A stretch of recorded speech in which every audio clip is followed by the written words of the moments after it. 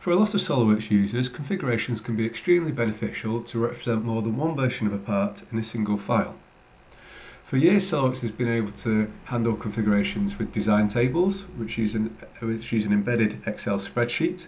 However, these days there are other methods as well. If I right-click on any feature, I have the option to configure feature.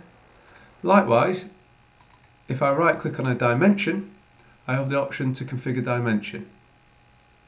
If I choose either of those, it'll bring up a dialog box that allows me to change the dimension, in our case, for different configurations. So you'll see here under configuration name, it's listing the two configurations I've currently got, default and 1.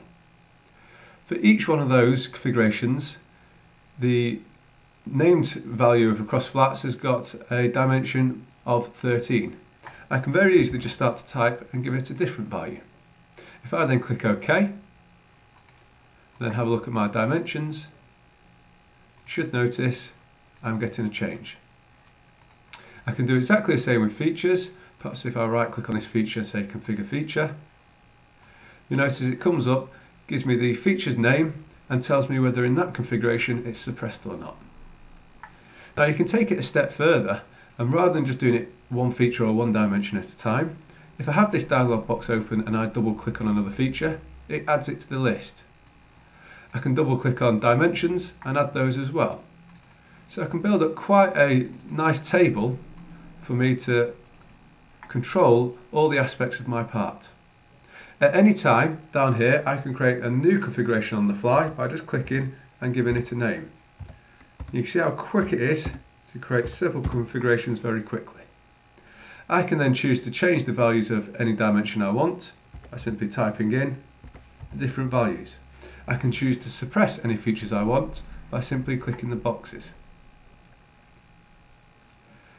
I can even save this table so I can get back to this layout at any time I want. If I click in this value down here, I can give it a name and I simply click the save button.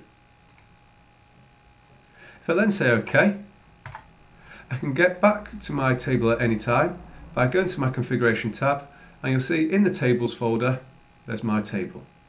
You should also notice that it's created all the configurations and things are changing as I change the configuration.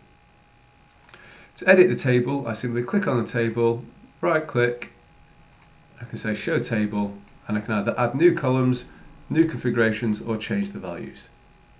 If I did have custom properties, then I can choose this button here to actually show any custom properties they're in.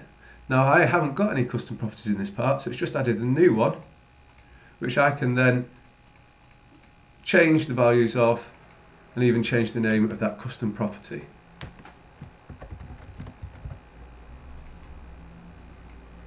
Like so. Any existing custom properties that were in this model would have been brought in by just clicking that button.